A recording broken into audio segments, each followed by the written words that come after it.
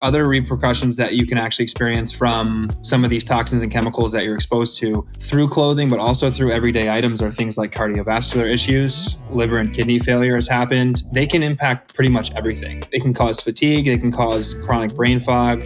They can cause, obviously, the reproductive issues. So more and more research is coming out on this and shining more light into it. And that just means that we as consumers need to continue to make more mindful choices. At the end of the day, it's like these small little levers really do add up. On today's episode of the Clean Kitchen Podcast, Kevin and I had the pleasure of speaking with Dan Baird. He is the co-founder and CEO of NADS, which is an organic cotton underwear brand for men.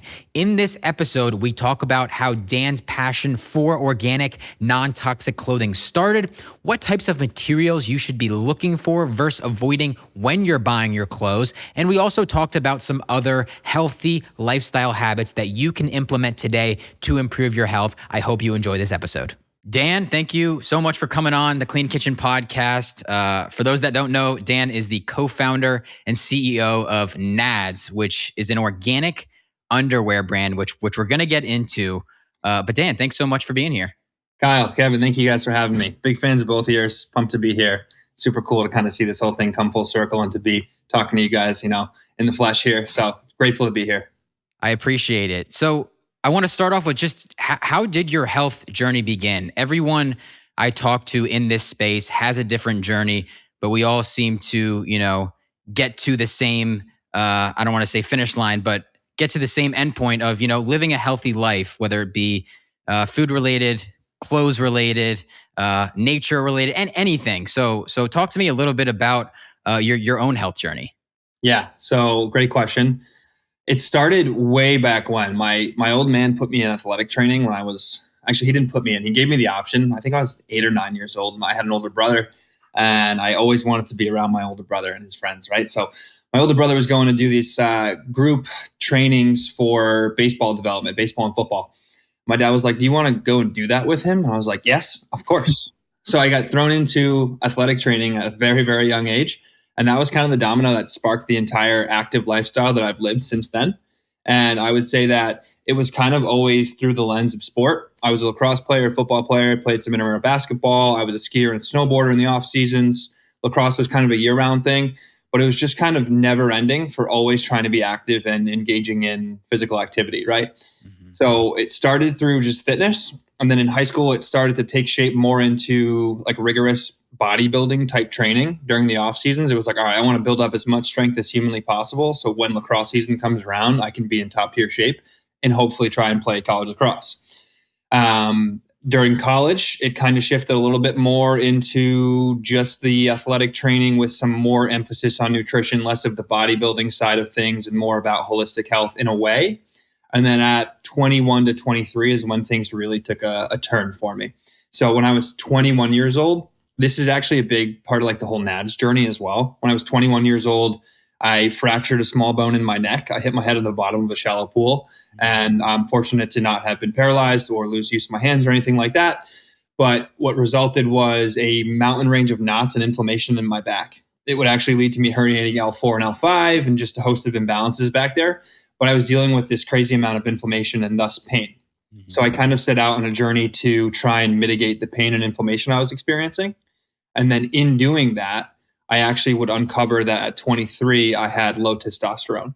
So I met up with a functional medicine practitioner down here in South Florida to try and see what was going on underneath the surface because I wasn't getting any answers from conventional medicine.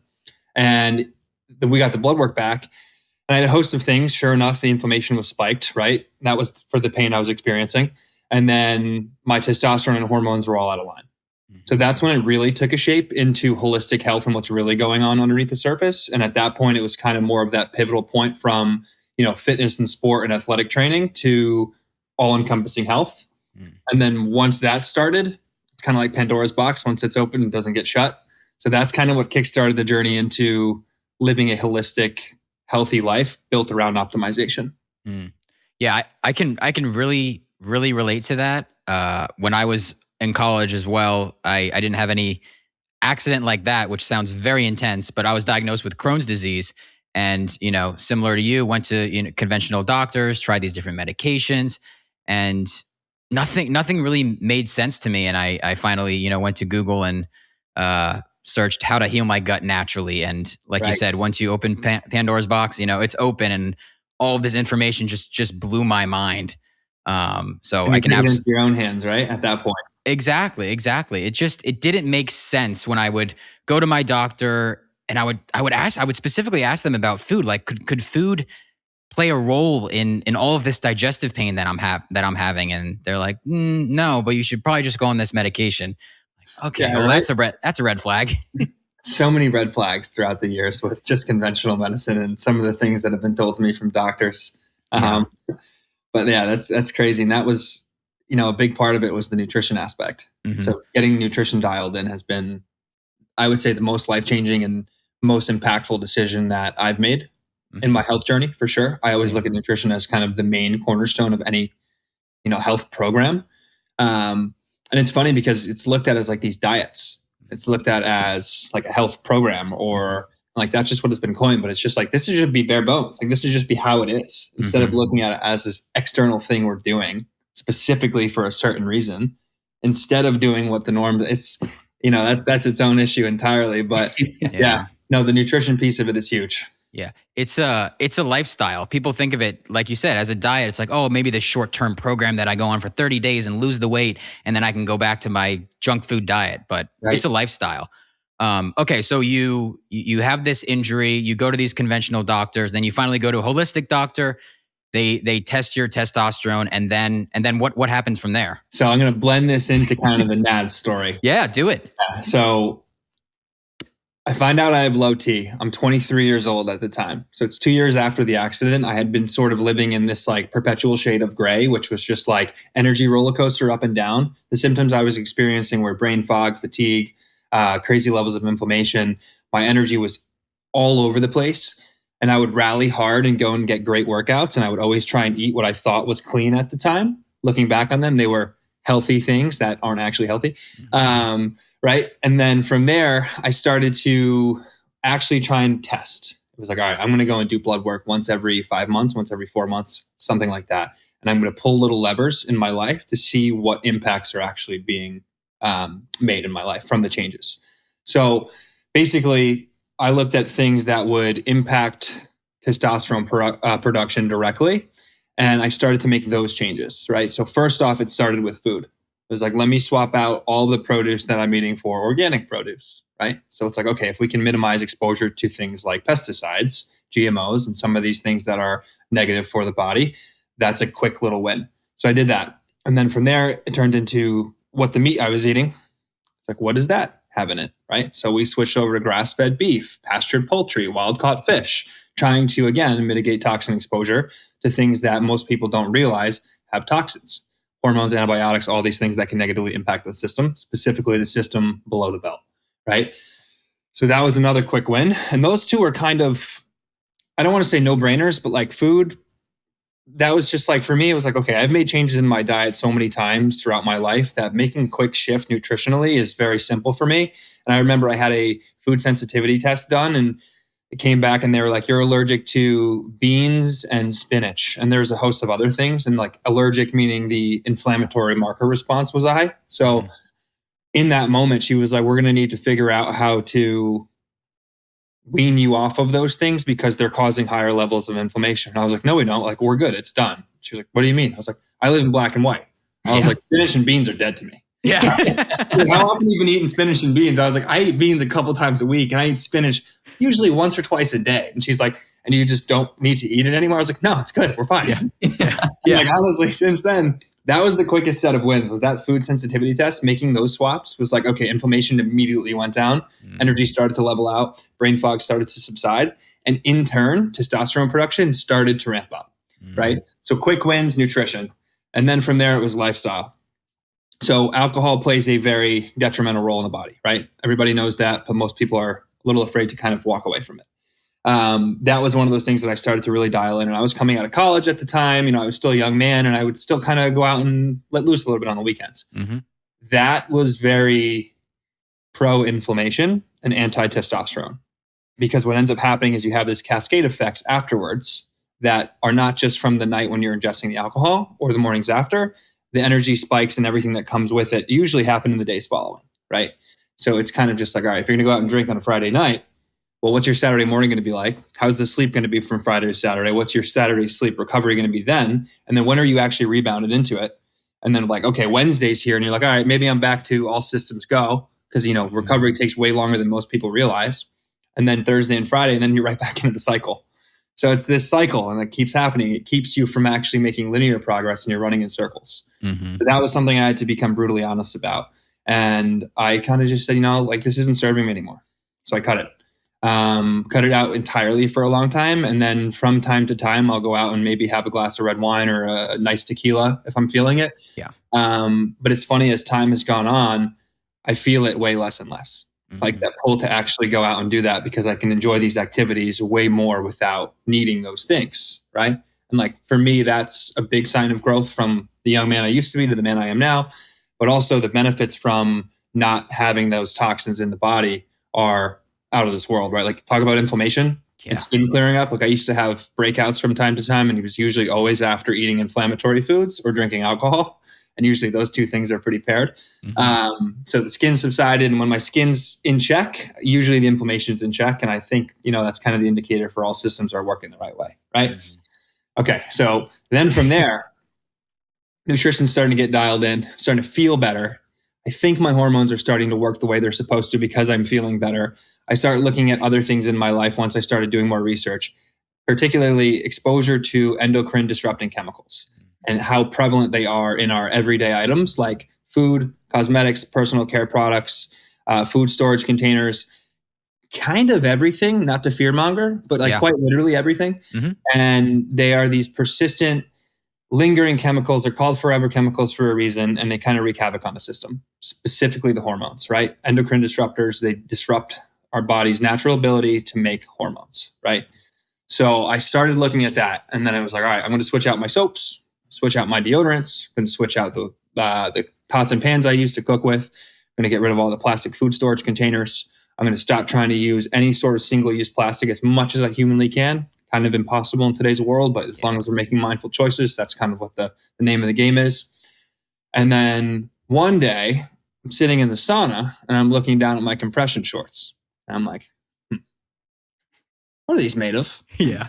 And I was like, oh God. So like, I'm doing research on my phone there. I'm like, polyester. Polyester is made from plastic derived fibers that came from the petrochemical industry. I'm like, okay. So they're using petroleum to make plastic fibers. Plastic fibers are loaded with BPA. BPA is highly estrogenic. Our skin absorbs everything it touches. Yeah. And I'm putting that on the part of my body that is directly responsible for making testosterone. And I'm out here trying to optimize testosterone production. Like, okay, this is weird. It's probably not good, right? So from there, I was like, all right, let me go and try and find what the best underwear option would be. And I learned that it would be organic, natural fibers, things like cotton, linen, wool, and hemp. In my experience and from the research that I uncovered, organic cotton was our choice because of its durability and strength and because of the fit and feel. So we went for that for the NADS product. But what I ended up finding along the way was before we launched NADS, there weren't many companies talking about health at all or the issue at hand. And there was no one marketing it in a way that would be memorable and resonate with men, right? So there was companies out there marketing it for sustainability, which is great. But ultimately, no one was talking about the impact or the negative impact of synthetic fibers and the chemicals in conventional underwear on reproductive systems. So I was like, okay, I had an entrepreneurial background. I was building a print and promotional marketing company at the time, and I loved the whole branding side of things. So I just thought, I was like, okay, there's an opportunity to come in and make a funny, yet credible and athletic focused underwear company to solve this problem. So I called my co-founder, I told him about the idea. We kind of went back and forth for a couple months, chopped it up a little bit. And then finally I called him again and I was like, yo, dude, doing it. I'm going to rip the Band-Aid. I'm going to make this company. I was like, are you in or are you out? And he's like, I'm in. So we're like, sweet, let's do it. So flash forward like 4 or 5 months later, we're selling underwear. It's made from organic cotton. Company's called NADS. We have a handful of styles. We source GOTS certified. That's Global Organic Textile Standard. They are the gold standard of organic certifications in the textile space to ensure that no harsh chemicals and toxins are used in the production of these garments in any step along the way. So from cotton seed all the way to finished garment, it's a certified product. And we've been standing by that ever since. We've been growing and scaling since really about March of last year. And we've sold over, I think as of today, over 60,000 pairs of underwear. Let's go. That's amazing. That is so cool. It's an amazing story. I love it. I think one of my favorite parts of it is that it is a completely action-oriented story. And I think that starts with you, where you see a problem and you take action immediately on it. It's not like something you think about or overthink. But one thing I am curious about is your thought process in this. It sounds like you were almost experimenting on yourself a little bit in a way, understanding what levers you needed to pull in order to optimize your own lifestyle. What is your research process? How do you go about that personally? And like, I don't think you have any formal training behind this, but obviously you've learned an extensive amount as you've created NADS. Maybe you can talk a little bit about that. Yeah, 100%. So I do not have any formal training behind any of it. And I think that's kind of why I love it so much, was because we have a lot of these people who do have formal training trying to tell us what to do historically. And a lot of what we've been told to do has been incorrect, right? So it's I kind of say the proof is in the pudding, right? Like the leading by example instead of just by learning something and then regurgitating it, right? So for me, I never blindly adopted things growing up. I always kind of wanted to lead by, like I said, by example and kind of carve my own path. So in that optimization journey, it was like, all right, I'm going to go and pull 2 or 3 levers. We're going to see what happens to the system, right? And the system being what's going on underneath here. So I would go and do blood work again, and I would see gradual improvements. So in that journey, it was like, we're going to switch out supplements. We're going to try and make sure that we fix certain parts of the mindset and the lifestyle, because all of these things work so synergistically that it wasn't just, hey, underwear solved the problem by any means. It was, the culmination of the parts, right? So in doing so, I just started to really get in the weeds of talking to people in my network, right? And then asking those people who else I can talk to try and learn more. And then following prominent people on social media. Social media gets a bad rap because a lot of people just dub themselves as experts, and then people blindly flock to people. I think that can be dangerous, but I also think it can be good because there is the rise of these very conscious and for-purpose influencers and prominent thought leaders right now that are genuinely making an impact, right? I don't think I ever would have been open to the idea of animal-based carnivore type diet if Paul Saladino wasn't who he was and did what he does, right? Ultimately, that opened my mind to it. So I was like, all right, I'm not going to go and just jump into the deep end and just go all systems go and become that. It was like, I'm going to try it. Let me try it out for 6 months. Mm-hmm. People are like, 6 months, that's a long time. I'm like, no, it's really not. Yeah. 6 months happens so fast. And for someone who's black and white like me, I can just make that shift in the diet and see what happens. Yeah. Because I'm just very, very curious to see what's going to happen. So I did that, and that kind of kickstarted things as well. And so that's kind of empirical for me. I look back and I'm like, okay, I have these little windows of time where I was, highly plant-based and I was not seeing results that I wanted. And then I was almost entirely animal-based. And I was like, okay, this is good. I like it. It's fun. But now let me introduce some other things back into the mix and then retest. Yeah. So in doing these things, I've tried a handful of different living styles, right? In terms of kind of everything. But at the end of all of these little windows of time was blood work. And it was directly talking to someone who I believe is very credible in the functional medicine world. He's a very bright, younger doctor. And him and I always joke because when I go in there, I'm like, all right, Joe, you ready for a million questions today? It's like, this isn't your typical blood work where you're going to go and just tell somebody what's going on. I'm going to pepper you with questions. And we're going to try and get to like little levels of optimization. Yeah. And to a point where now I'm 28 years old. My testosterone was doubled from when I was 23. My cortisol levels, they fluctuate. When we started the company and the cortisol went back up, but ultimately that's a different story. But my nutrient levels, everything else has drastically improved. And now I look at my health and wellness more so as a game of maintenance instead of trying to constantly get to that next destination. I always want to try and see testosterone increase to a point where, it's above 8. I'm not there yet, but I'm 28 and I'm going to continue to work towards it.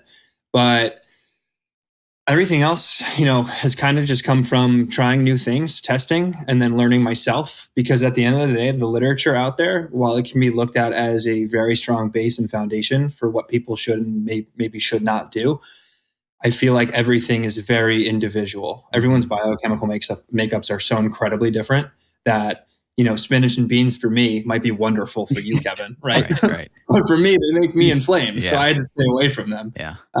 That's kind of the high level about how I do things. I want to try things myself before making conclusions and not blindly adopt other people's advice, because the way I like to live my life is through example. I like to be a leader. And I think if I'm blindly following someone else without asking questions or poking holes in it, then I'm not doing that. So. Yeah. Experimentation, trying things for yourself, seeing what works for you. It's funny. A lot of the things that you just talked about, it reminds me of myself. I feel like we share a lot of the same characteristics.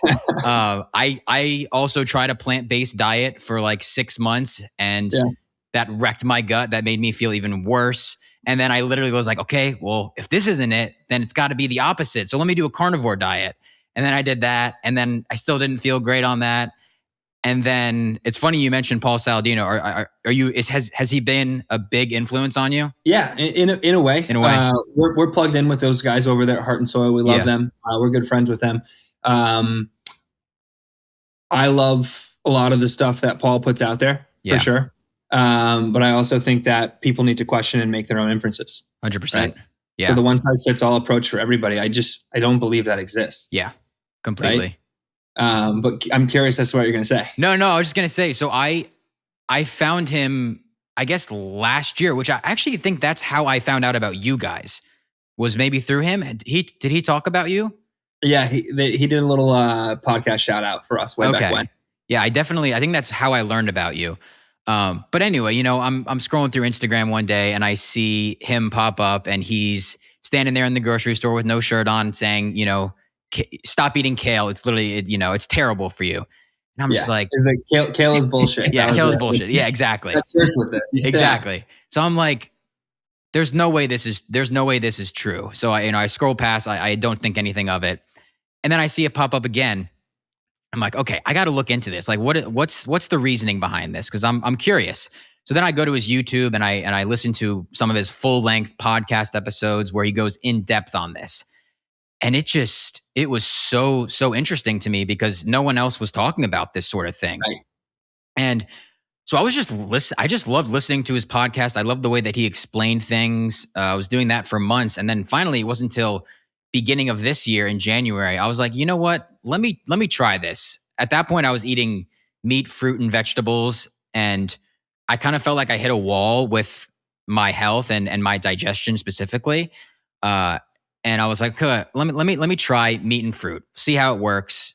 I told myself I'll give myself a month and see how I feel at the end of the month. And so that was January of this year when I was in Del Rey, which was amazing. Eating that and being in the sunshine, that probably helped as well. Yeah. But at the end of the month, I was like, oh my gosh, this is the best I've ever felt in terms of my digestion, my energy, and so many different things. So I've basically been doing it consistently this entire year. But yeah, you've stuck to it since then. Yeah, basically, I mean, I'll deviate a little bit here and there. Like I'll have some vegetables and some other things here and there, but for the most part, yeah, that's my diet as of right now. It's crazy how adopted it's become. And I love what Paul does in terms of questioning mainstream and pushing back. I believe that's what leaders do, is push back, right? To form your own conclusions. Mm-hmm. I think he's enabled other people to go and do that. He was the spark that enabled me to do that to the next degree from what I was experiencing already. I was like, okay, well, I'm already eating all these right things. What can I be doing wrong? There's nothing else I can do. And then he said one thing one day and I was like, that actually makes a little bit of sense to me. Yeah. I was like, I'm gonna dive into that a little bit. So I started doing more research. Then I tried it. And now it's come full circle to where my diet is primarily animal based. Mm-hmm.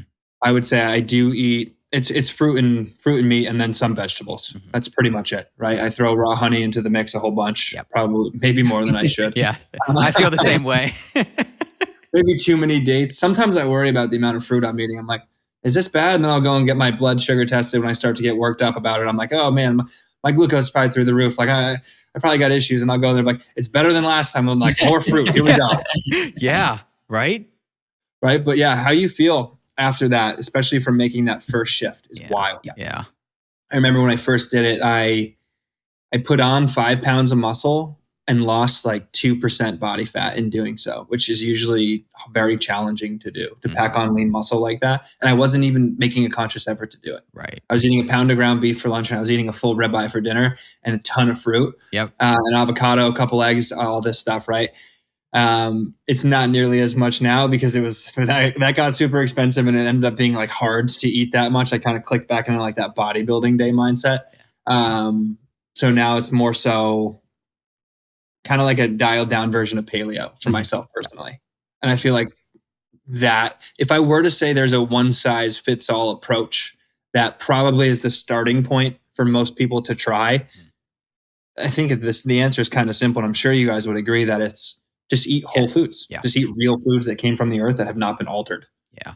The amount of times that I say that every day, I'm like, just eat real foods. Like, we've overcomplicated this so much. Just eat real food. Right? Exactly.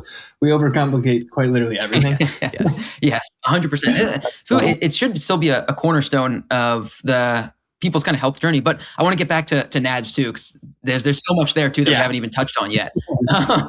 Reorient us here. Sorry, I got sidetracked. It's an important conversation. But getting back to NADS and the journey there, okay, you decide that this is something that is meaningful for you to start and help people out there with their own health journey. But as you're starting this, I'm sure a big piece of it is centered around education. When you tell people they need to eat healthy, most of them are like, yeah, you're probably right. I do need to eat healthy. When you tell people they're wearing toxic clothes, that's probably a bigger mental hurdle for a lot of them to get over. What was that initial kind of maybe 6 months of the NAD story like, where it's probably focused entirely around education? Yeah, so we're probably 19 months in right now, and we are still a education-based marketing approach company through and through. Everything we do is built around educating the consumer, making them known, making them aware that this issue is real, it's happening, and that there are solutions out there. And here's what they look like. That's why, we'll highlight things like, linen and wool and hemp are also great options if you're more inclined for that. We also have an organic cotton option. Like, we're not trying to just force our product on people. It's more like, hey guys, here's what's going on in the world, right? Here's a solution. The choice is yours. As long as we know that we've made the conscious effort to educate people about this issue, not only in toxins in clothing, but also in the men's health crisis that we're seeing right now with infertility, erectile dysfunction, decreased testosterone, azoospermia, all these issues that are happening to men's reproductive parts that are then impacting the entire system as a whole, right? That's very, very prevalent right now. Testosterone levels are down up to 50% in the last 3 decades. That is a huge red flag, right? Because hormone health is at the crux of all health. So that said, we have had to take that marketing-based or that education-based marketing approach the whole time, but figuring out that voice was a challenging piece of it, right? So we didn't have experience in e-commerce. We didn't have experience with direct-to-consumer marketing, any of it. So we were kind of just figuring things out. And I remember, I've talked about this on a few podcasts before, we made an investment in 2 advertisement videos that I genuinely believed was a great investment. It was very, very expensive. Looking back on it, very dumb, but also very good. It was probably the best learning tax we've ever paid. We made a very expensive investment into it. And I was like, yep, these are going to be the videos that build the launch pad to paid traffic to our website and to our social store. We're going to get tons of followers, tons of customers. And we started spending on them as ads. We didn't get a single dollar in sales. Oh my God. Right. And we didn't get followers either. So we're like, okay. One of the things that we say, one of our values at the company is, fail fast and fail forward. So it was like, all right, here's what we're going to do. We called a local photography guy. He's a friend of the family. And a friend of the family. He's a family friend of ours. Yeah. It's not like we have a mob connection, right? I was like, hey, Ben, can you meet me down at the gym? We're going to do some footage tonight doing X, Y, and Z. And I was like, all right, we're going to get some workout footage, sure, for B-roll type stuff to kind of tie in the whole athletic side of the business. But we're also going to just go and I'm just going to talk to the camera and do some funky stuff. So I was like, all right, I don't really have much of a plan. So we went in there. I remember one of the clips was like me sitting in the sauna. I held up a pair of polyester compression shorts, and I was like, "Are you still wearing polyester compression shorts?" And I would like throw it up at the roof dramatically, and it would come right back down in front of me. I'd be like, "You might as well set your nuts on fire." Right? It was like, okay, that's over dramatized, sure, but that got attention. Yeah. So we did a ton of videos around that sort of marketing, and it was this is what polyester underwear is doing to your manhood. And I would take a sledgehammer out my buddy's farm and I would smash 2 cantaloupes that were representative of balls, right? Yeah. Did a lot of fruit mutilation, that kind of thing. Ultimately, then from there, the video would shift into being like, but seriously, conventional underwear has been found to contain XYZ chemicals, which have been linked to XYZ health implications. Introducing NADS, organic underwear for men, made without the use of the common chemicals found in conventional garments. So this is the home that your package deserves. And then from there, you send them to a landing page, which then has all the information laid out and links to studies as well to back the claims, right? One of the biggest things we wanted to do and make sure of early on was any single claim that we're making, we want to make sure that we have peer-reviewed studies to back it. Otherwise, people are going to come out of the woodworks and be like, this is total BS. And we're like, we're not just doing this on a whim. We're not fear-mongering for nothing. Like, these are real things. Polyester sheds microplastics, and we can absorb those into the skin. People still don't want to believe that. It's fine if they don't want to believe it, but like ultimately, there are studies showing that it's true, right? So the big thing was that we wanted to make sure that we had the studies to back everything. And then also we wanted to make sure that our product was certified organic instead of just being organic, because at the end of the day, greenwashing is a real thing. We want to make sure that what we're putting out there is backed to the best of our ability. And so it took a little bit more time, and it's definitely a little bit more expensive to do it this way. But going for a GOTS certified organic product matters. And a lot of times people will claim organic when there's no real validity to that, and they're not actually certifying the entire supply chain, which is why we went the way we went. And that was also a challenging thing to try and educate people on, because obviously one of those things people push back on is price, right? Yeah. You know, people are like, this should be no more than $8. Well, it's like, if it were $8, it'd be cheap Walmart underwear, right? Like, you're buying underwear at Walmart, you're getting Walmart underwear. If it's cheap underwear, it's cheap underwear.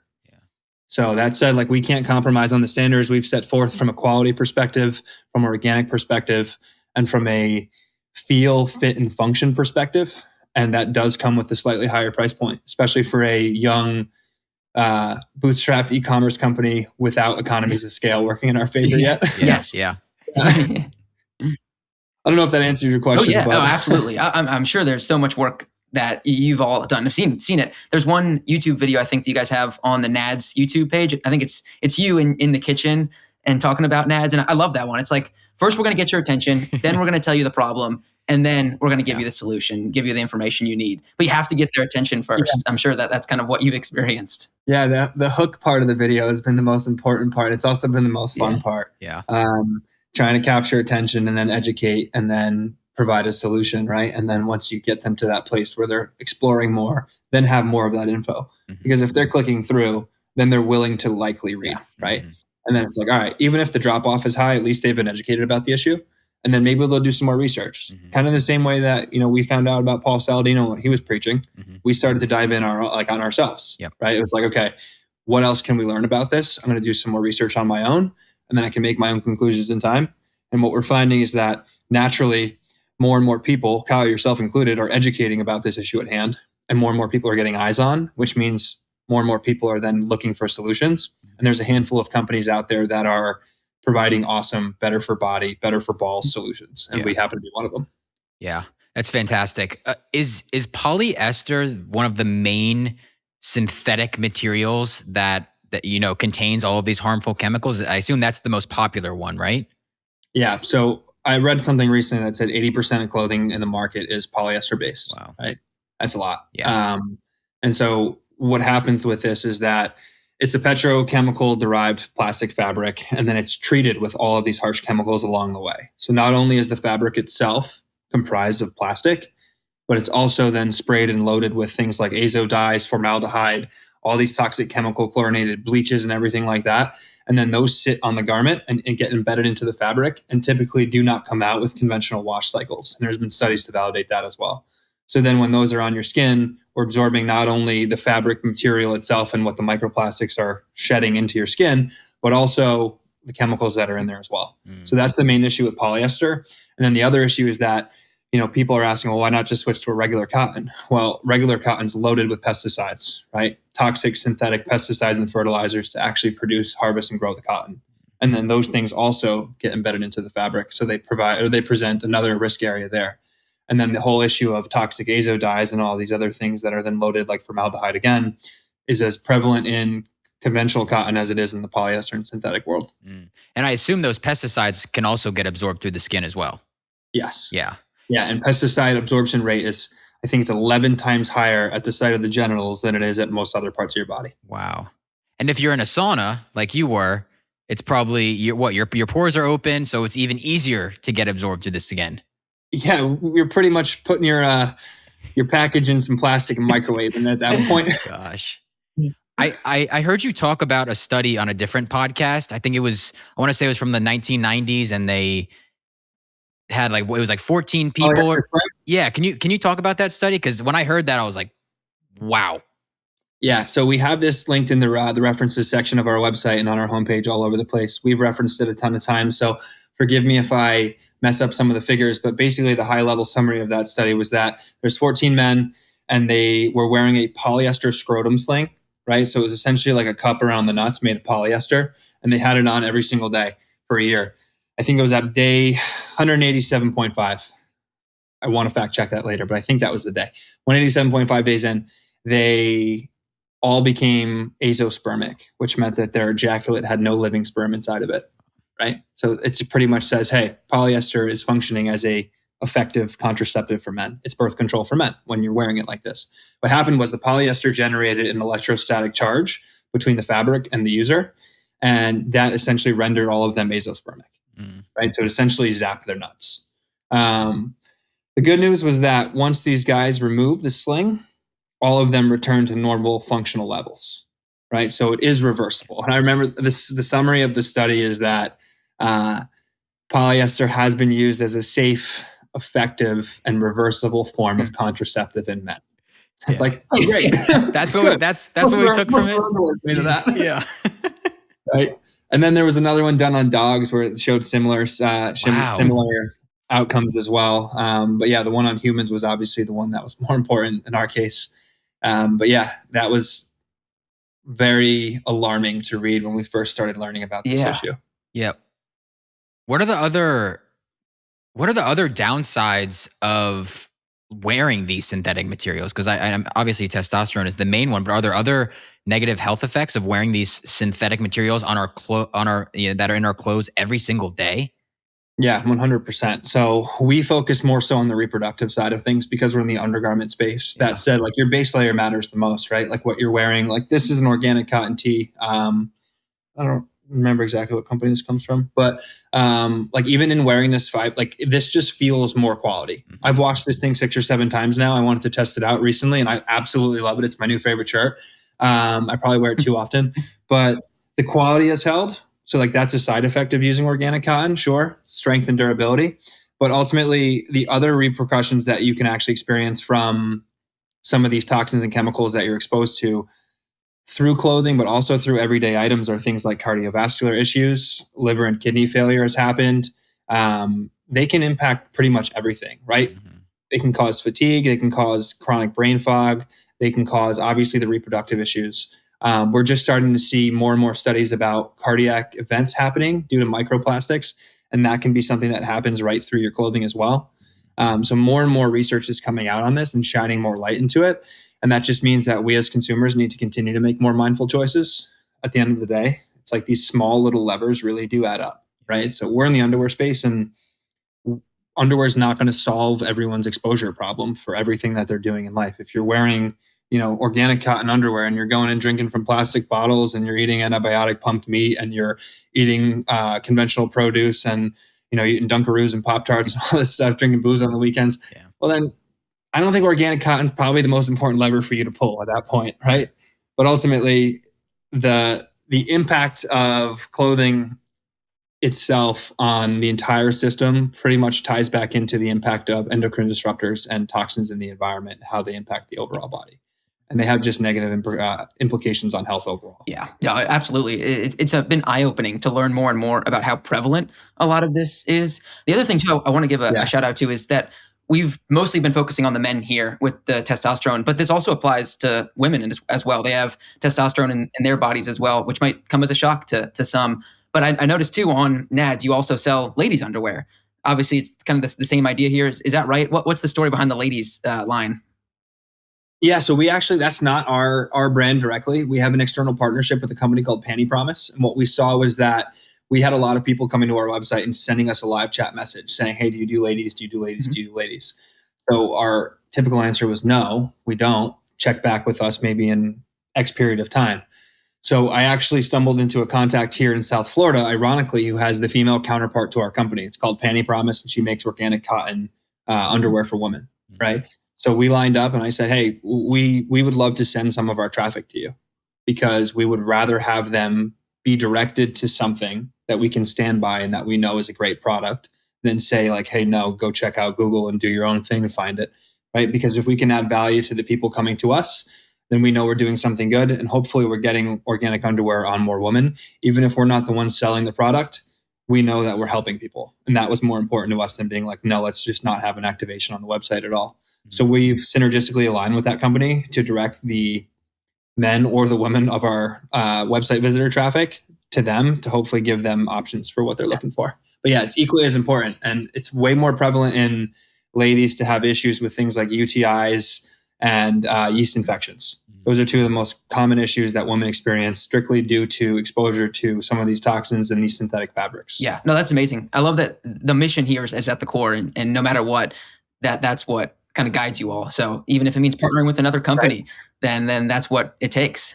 It's all about collaboration, right? Collaboration over competition. That's the way we look at it. Yeah.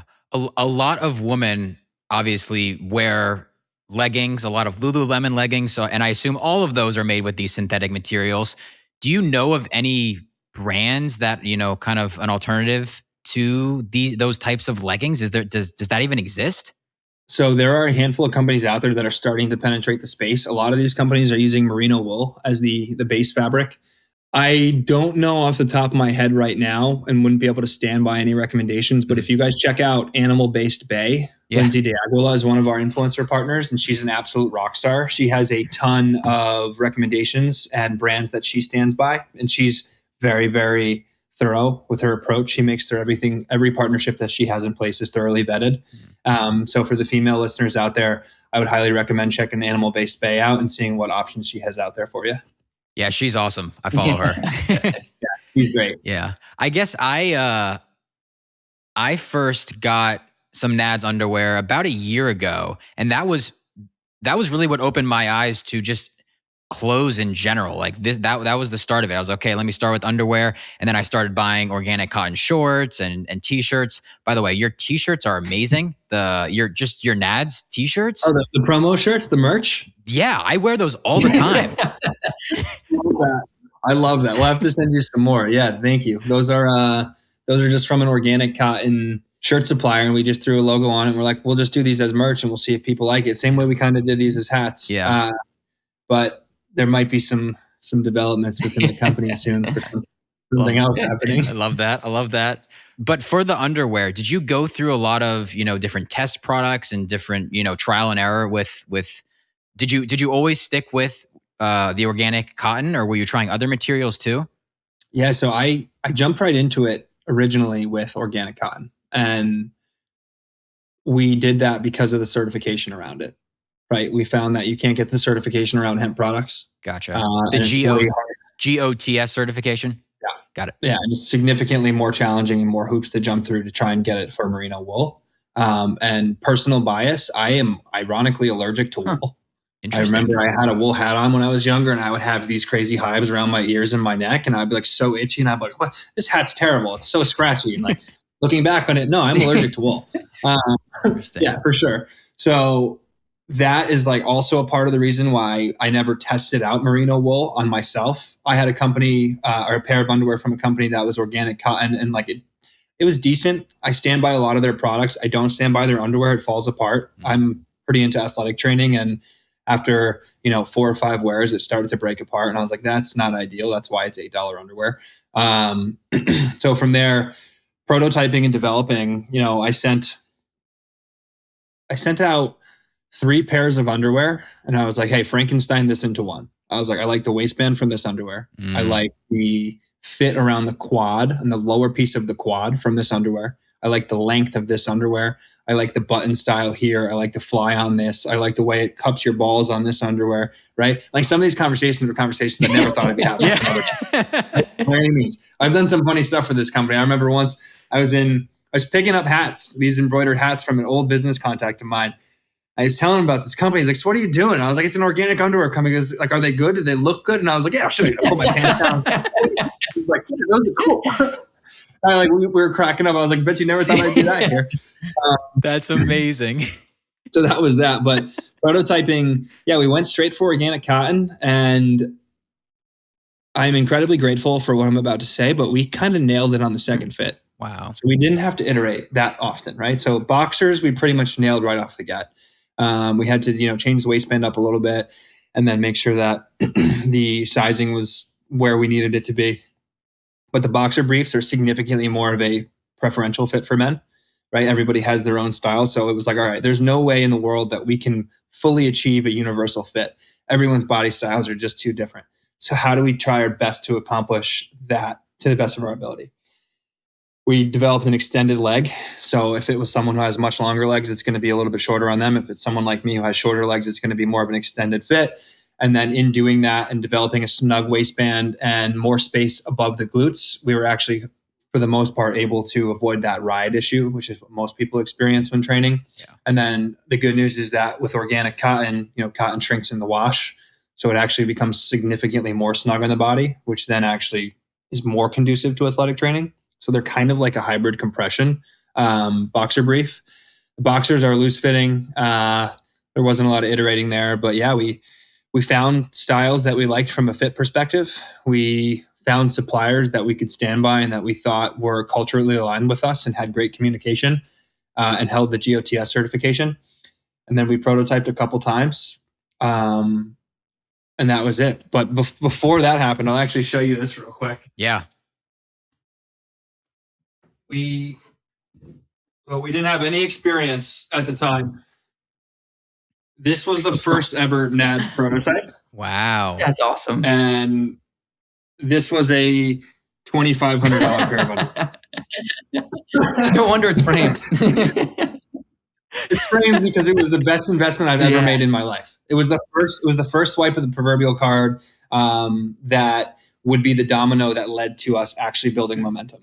So we found a supplier that was just a Google search, and it was like, all right, they're the first ones we found. And then we were talking to them. Let's start prototyping some underwear. This is how the process works. Had talked to no advisors, had no experience in apparel.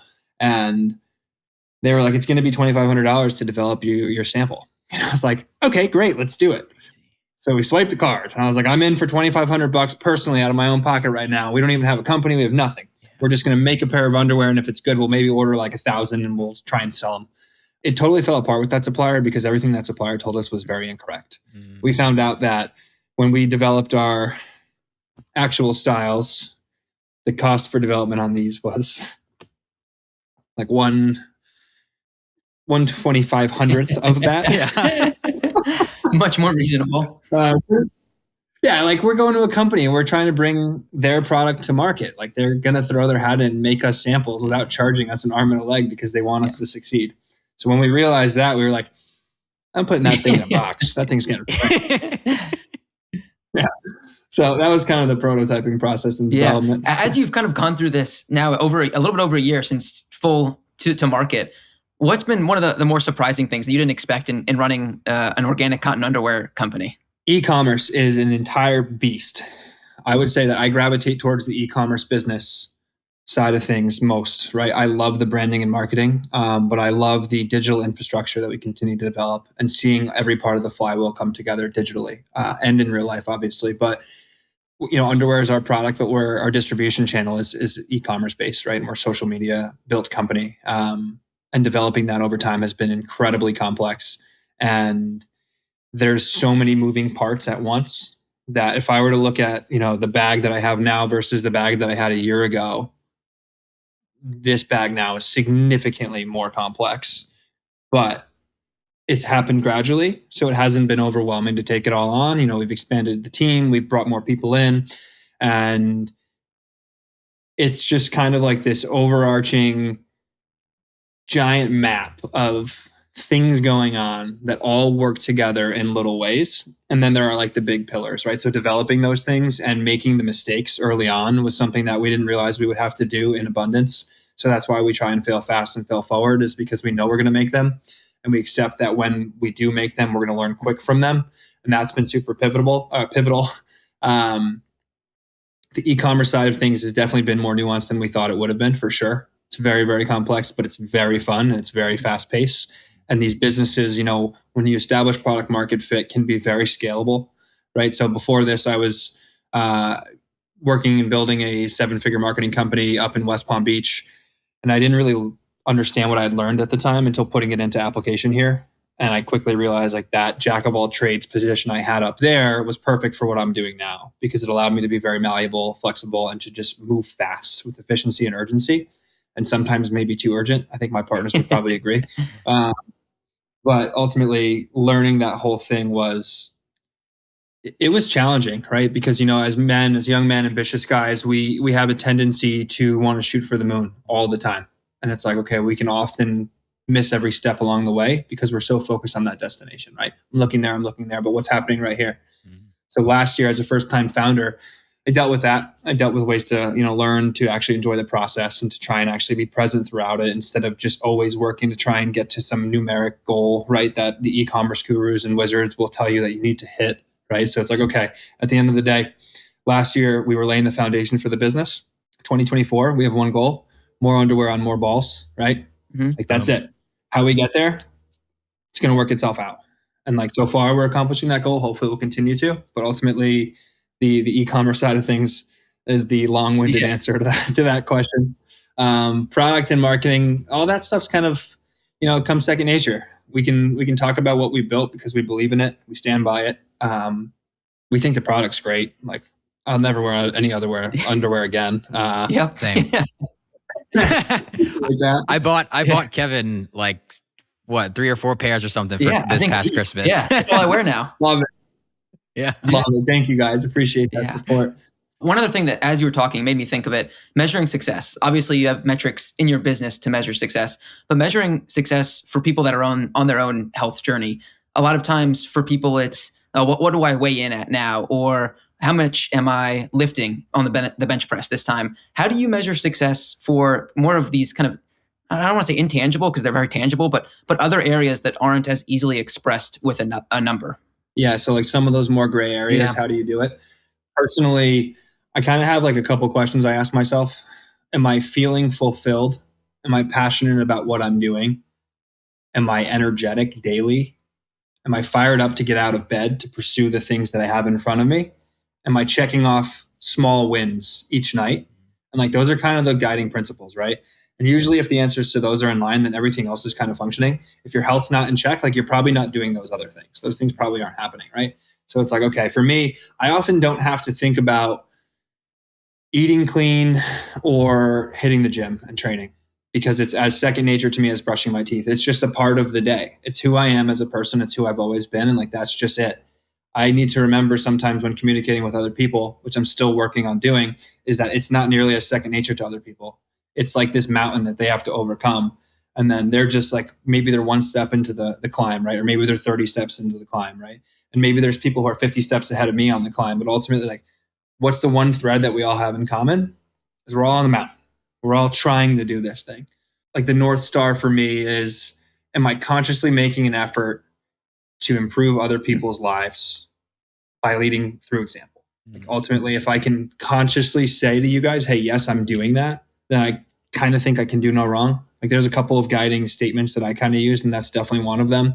I've always said that, when honest with intention and being grounded and good, right? Like if your integrity is there through and through, you can do no wrong. So as long as that, my dad always said to me, you always know when you're doing the right thing and when you're doing the wrong thing. And you always do, ultimately, at the end of the day. So as long as you can genuinely look back and reflect upon the day to say, okay, I did the right thing, like in these situations. Mm-hmm. I think that's kind of a good barometer for measuring success, because at the end of the day, the numbers, the aesthetic, the metrics in the business, all these things, like, do they ultimately matter at the end of the day? Sure, they help you to live a better life in some capacity if that's what you're chasing. But ultimately, if we're always chasing, we'll never be present in the moment and enjoying what we actually are chasing. And that's, something as a young 28-year-old founder, I'm always working to become a little bit more present around. But I think that, correct me if I'm wrong, but I think the whole goal of all of this is happiness. It's like, are you happy doing what you're doing? If you are, then you're probably having success. Like that would be successful to me. If you're a 9 to 5 worker and you love your job and you love waking up at 7, hitting a coffee, getting a little workout in, and then going to your corporate job from 9 to 5 and then checking out for the rest of the night, all the power to you. Amazing. You found what you love to do. If you're a entrepreneur and you're waking up at 5 a.m. and hitting the gym, and then you're going in cold plunging sauna, and then you're doing a full day of working, and then you take a break for lunch, and then you go back and you work again, and then you do a dinner break, and then you work again, and then you read before bed, you do journaling, and then you go to bed at night, and like you repeat that every single day for a long time until you have an underwear company that's selling a lot of underwear. If that makes you happy, so be it, right? Like, great. Yeah. That's your path. Yeah. But like, it's not the same for everybody, right? Yeah. So I think happiness is kind of that ultimate guide. I love that. I love that answer. The self-reflection, being honest with yourself too, of when you ask those questions, that's also a tough thing too. That's, in my opinion, one of the hardest things in my growth journey has been that brutal self-honesty, right? So I always had these big aspirations and these huge goals. And when I got really serious about what I wanted was the summer of 22, when I had this kind of like coming of age moment where I was like, none of my input is matching my desired output.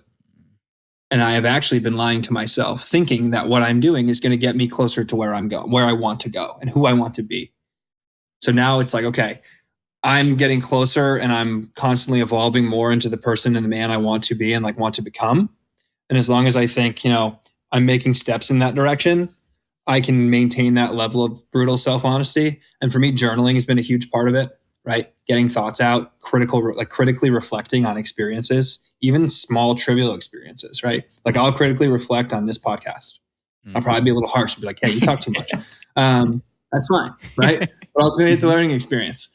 And I think that's been a very pivotal thing for me along the way, has been like looking back on experience and sitting with it in stillness and analyzing it and trying not to do so from an overthinking perspective. And then developing further lenses of self-honesty. But I think that's one of the biggest issues in society right now is that people lie to themselves and they justify actions because of XYZ when it's actually not in sync with who they are at their core and what they actually want to be accomplishing. Could not agree more. That's amazing. Wow. Powerful. That's powerful. That's really powerful. Yes.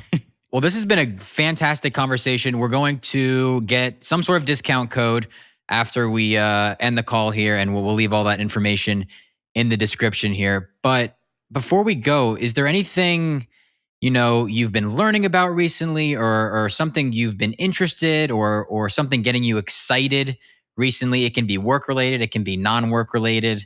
What's going on with you? Yeah, a couple things. So I've tweeted about this a couple times. What I love seeing is the emergence of these for-purpose, health-focused brands just popping up left and right? Like when I was like, oh man, I can go buy non-toxic toilet paper. Like there's an option for that now, and they're marketing it in a funny way. I was like, yep, customer for life, no doubt, right? So like seeing that happen, I'm like, okay, that's cool, that's happening. And it's like, okay, I can think of in the market, people are like, oh, we now have an option for underwear. I'm like, I'm playing my part in helping contribute to the greater good. I think watching this health and wellness like renaissance happen from a CPG space is incredibly cool. I also think it's, from a business perspective, awesome because there's a lot of opportunity, right? So if you're an entrepreneur out there and you're listening, find something that is probably not the healthiest it can be, make it better for people. And in turn, you're likely making it better for the planet because of the process of manufacturing. So it's kind of a win-win. And then bring it to market and do so with a bold, memorable brand, something that people will actually, click in with, and you have a business, right? Learn social media marketing, call me, maybe I'll be an advisor, whatever it is. That's super exciting to me. I'm super interested in the thoughts around trying to replace single-use plastic. I don't think the tech's there yet. I think maybe it is, and they just haven't, maybe they've known about it, and obviously it's a multi-trillion-dollar industry, so they're keeping it under wraps for now. But if there's a way to try and start phasing out some of the single-use plastic in food storage, right? Like even the grass-fed beef we buy, it's wrapped in plastic. I always think that when I buy it. Now you become so analytical of these things once you learn that you can't really ever turn it off. And then the last one would be, water purification type companies, right? So we partnered up with a company called Luma Bottle. This has a UVC light in the base, and you press the button and this little thing lights up. And it essentially UV lights the water inside of the bottle. And it kills all the fungal bacteria, kills mold, prevents that. So it's kind of a self-cleaning bottle. And like for on-the-go travel, this thing's great. I can fill this up at like the airport and I feel way better about drinking the water from it. So we obviously co-branded. We did a little NADS engraving on it. Nice. But yeah, that's called Luma Bottle. That's cool. I think the water tech is going to be a big issue in the future. And I think that there's going to be a lot of opportunity to come in and try and help pioneering the clean water movement. And I'm super interested in learning and being plugged in more and more. And like hopefully at some point being involved in a business capacity. Yeah. That doesn't filter the water, right? No. So this just UV sanitizes it essentially. Got it. Yeah. Filtration tech is also super interesting to me, right? Yeah. Because there's, we got shower filters now. We got filters under the sink. Yeah. I've got 5-gallon glass Mountain Valley subscription. And yeah. It's like, it's awesome, but like, damn it, I wish we didn't have to do all these things just to live clean, right? Yeah. It's so funny. I was just with a couple of friends in New York, and one of them was telling me that exact same thing. They were like, you need to get this 5-gallon Mountain Valley water. Cause I use reverse osmosis water filter, which is great, but which one do you have? AquaTrue. Nice. Okay. Yeah. But he was like, you got to get this. You got to get this Mountain Valley giant glass jug. How is the like, what's the water report in your area? Honestly, I have not looked at it. Ours is so bad. Yeah, I'm sure it's terrible. I'm scared to look. South Florida water quality is so bad to the point where I had a filtration system, and it was like, all right, I like this, but I still don't think I want to put anything that's been in the South Florida system in my body. Yeah. So you do the Mountain Valley all the time. I've become a little bit of a snob to it, unfortunately. Yeah, I feel that. Like when I was flying back from Austin the other day, I was like, I can't get plastic water bottles right now. I've been on such a good kick. I'm trying not to ingest plastic. So I was like, I guess I'm just going to dehydrate for the flight. Once this thing was empty, right? So yeah, I don't know. I try to drink out of glass, but at the same time, like this is a super important point that I'll make. We can't be perfect all the time. Yeah. You got to be mindful. And if you let the stress about being perfect all the time surmount, it will actually do more harm than the negatives of what you're avoiding will, right? Yeah. Absolutely. So, this is a killer. You got anything else? No, this is it. Dan, where can people find you? Where do you want to direct them? So personally, my Instagram is at dan.baird1. And then you can find links to other socials through that. And then our business Instagram is at NADSunder. And our website is nadsunder.com. We sell organic cotton boxers and boxer briefs. We have a couple different styles and colors. Have some new colors dropping next month. We have a limited edition style dropping the month after. So keep an eye on the socials and keep an eye on the website for that. And yeah, keep an eye out for what we're working on in the future. Fantastic. Awesome. Well, check the description as well for a coupon code for everyone listening to this episode. Thank you so much, Dan, for coming on. This was a lot of fun. Kyle, Kevin, great to jam. Thanks, Dan. Love it. Appreciate it.